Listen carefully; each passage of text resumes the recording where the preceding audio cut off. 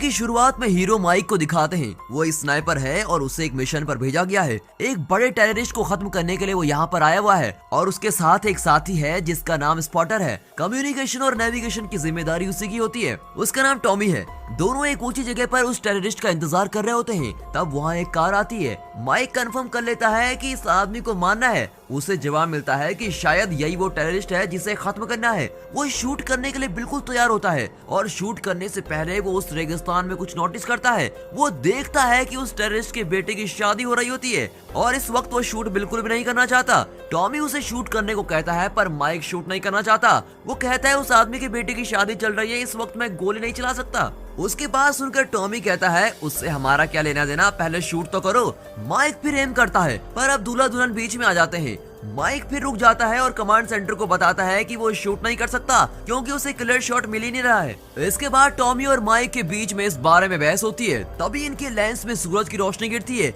और टेररिस्ट को इन लोगों का पता चल जाता है। फिर वहाँ के लोग इनका पीछा करते हैं। ये दोनों भी बचने की पूरी कोशिश करते हैं। वहाँ से भागते वक्त इनका जीपीएस वहीं पर टूट जाता है और दोनों बुरी तरह से फंस जाते हैं। तब माइक स्नाइपर गन से उन्हें डिस्ट्रैक्ट करने की कोशिश करता है और वहाँ से बच जाते हैं। फिर वे कमांड सेंटर को कॉल करके कहते हैं कि मिशन फ्लॉप हो गया है, हमें पिकअप करने के लिए किसी को भेज दीजिए। वे इन्हें एक लोकेशन बताते हैं जो इनकी करंट लोकेशन से लगभग 5 घंटे की दूरी पर होती है। कट करके दोनों उस लोकेशन की ओर चल रहे होते हैं और दोनों मजे से बातें करते हुए आराम से चलते हैं। अपने स्नाइपर से वे हर तरफ देखते हुए चल रहे होते हैं। तभी 2 लोग नजर आते हैं। टॉमी पूछता है कि ये दोनों क्या कर रहे हैं। माइक बताता है कि वे शायद गड्ढा खोद रहे हैं। दोनों बातें करते हुए चल रहे होते हैं। उनके पास पानी भी नहीं होता और धूप बहुत ही तेज होती है। टॉमी नॉन स्टॉप बातें करता है और माइक उसे किसी तरह मैनेज कर रहा होता है। अब कट करके दूर एक लोहे का बोर्ड दिखाते हैं जिस पर डेंजर सिंबल बना हुआ है। वो हवा में उधर इनकी तरफ आता है। माइक बताता है कि ये सिंबल इस बात की निशानी है कि इस जगह पे लैंड माइन्स बहुत सारे हैं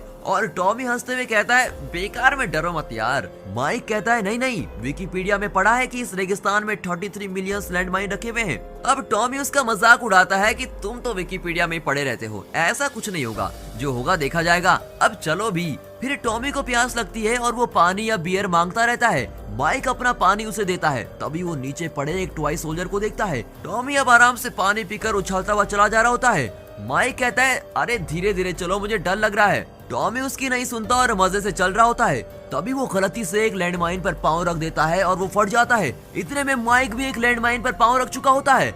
अब टॉमी को दिखाते हैं जिसकी दोनों टांगे शरीर से अलग हो गई होती हैं। उसका बैग एक और गिर जाता है और वो दर्द के मारे चिल्ला रहा होता है।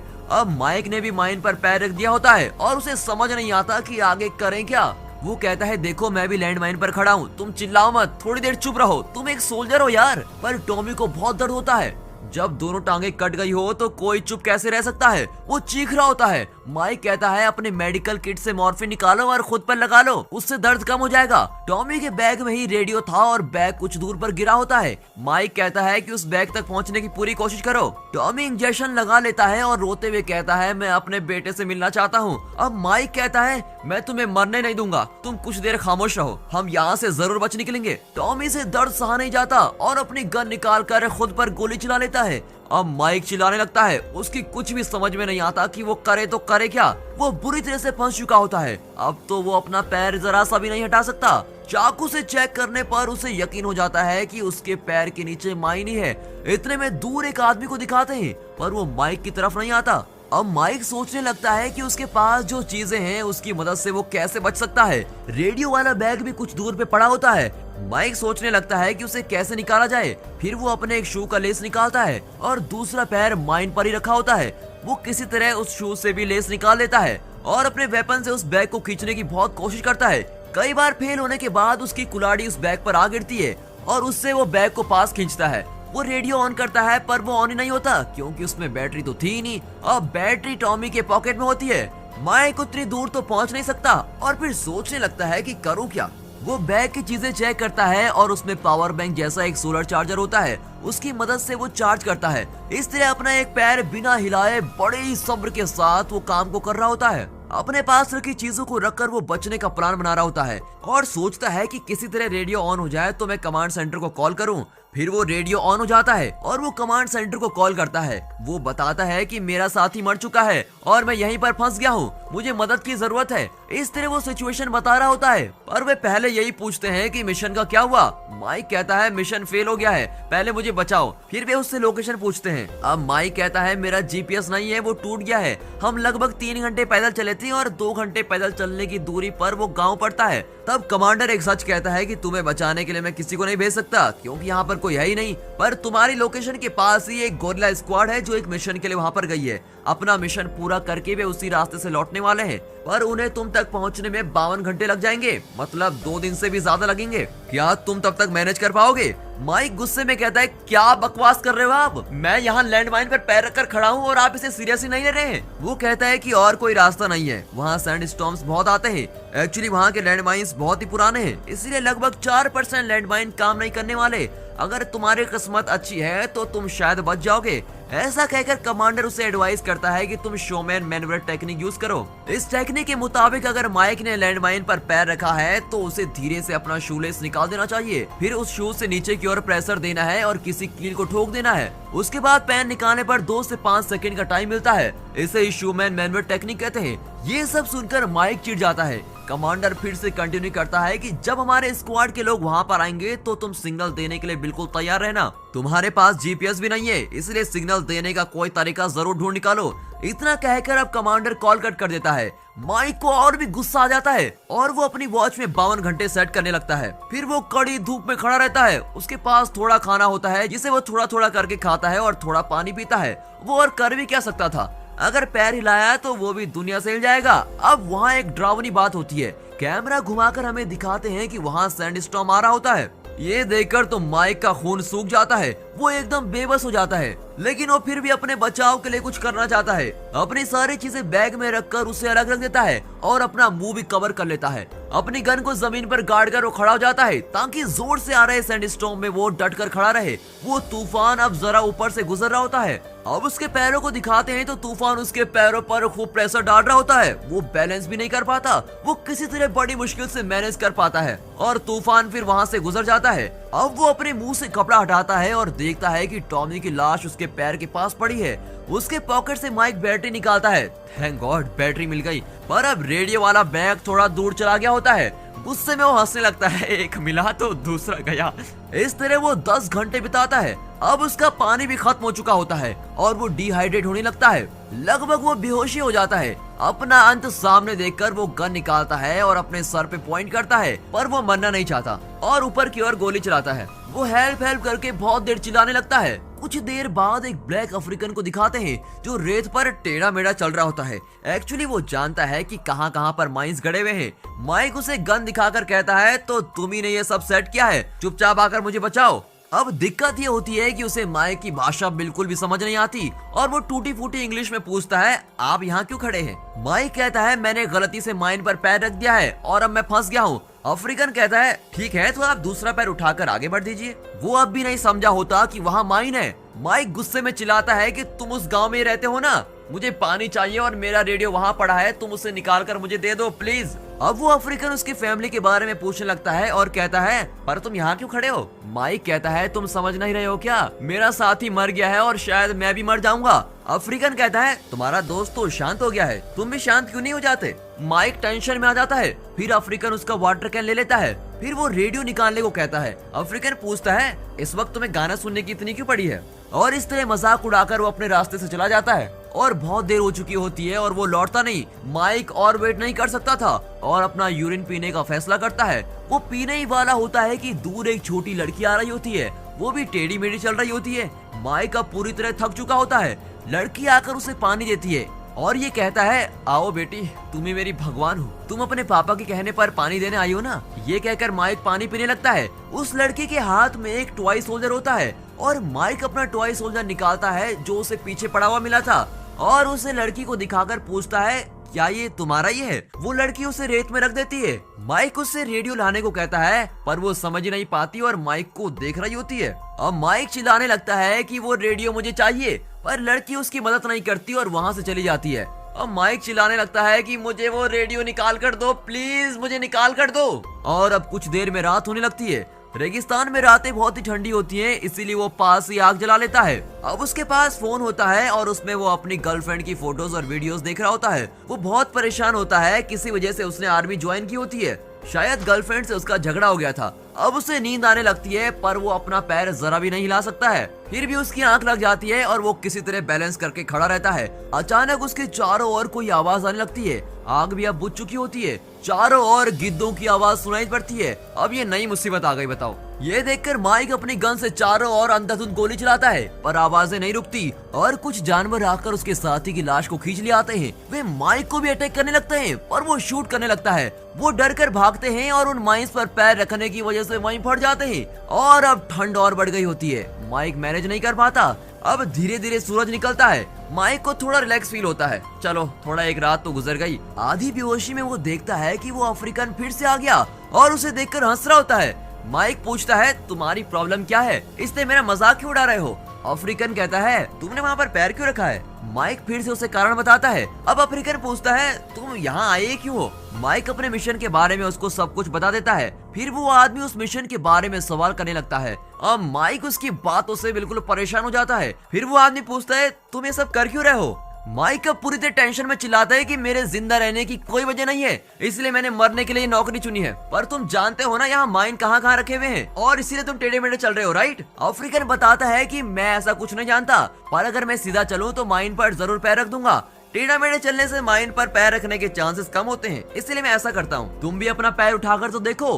गुस्से में माइक चिल्लाता है और उसे रेडियो निकालने को कहता है। वो आदमी रेडियो निकालकर देने वाला होता है, पर फिर खुद रख लेता है और उसे चिढ़ाता रहता है। तुम अपनी लाइफ में इतना फाइट मत करो यार, जिंदगी को अपने तरीके से बहने दो। तुम उससे लड़कर उसका भाव बदलने की कोशिश मत करो। जितना भी लड़ो, लाइफ तो अपने तरीके से ही चलेगी, कुछ भी नहीं बदलने वाला। ऐसा कहकर वो रेडियो उसे दे देता है और चला जाता है। माइक रेडियो कनेक्ट करने की कोशिश करता है, पर वो कनेक्ट नहीं होता। अब वो बहुत थक गया होता है। उसके पैर के घाव भी बुरी हालत में होते हैं। सारा दिन खड़े रहने की वजह से उसे बहुत थकान भी हो गई होती है और अपने शरीर से वो सब कुछ उतारने लगता है। तेज धूप में उसका सर भी जैसे फट रहा होता है। अब उसे इल्यूजन होने लगता है कि जैसे कई सारी आवाजें आ रही हो और उसे बहुत सारी आवाजें सुनाई देती हैं। इतना ही नहीं, उसे लगता है कि मरा हुआ टॉमी उठकर उससे बातें कर रहा है, लेकिन ये सब तो उसका भ्रम होता है। पर उसे लगता है कि टॉमी उसे वहाँ से बचाने और जिंदा रहने के लिए एनकरेज कर रहा है। रात को फिर से गीदड़ उस पर अटैक करने लगते हैं। तब उसे लगता है कि टॉमी उसे शोमैन मैनवेयर ट्राई करने की सलाह दे रहा है। माइक वो टेक्निक ट्राई कर रहा होता है, पर गीदड़ उसे चारों ओर से काट रहे होते हैं। फिर भी वो उस टेक्निक के द्वारा अपना पैर निकालता है और तभी माइन फट जाता है और ब्लास्ट में वो अपना पैर खो देता है। तभी झट से उसकी आंखें खुलती हैं और पता चलता है कि ये सब तो एक सपना है। एक्चुअली वो सो गया था, तभी उसके पैर को गिदड़ों ने काटा था। पर इतने में उसकी नींद खुल गई होती है और वो देखता है कि उसका पैर तो ठीक ठाक है और उसने माइन पर अभी भी पैर रखा हुआ है।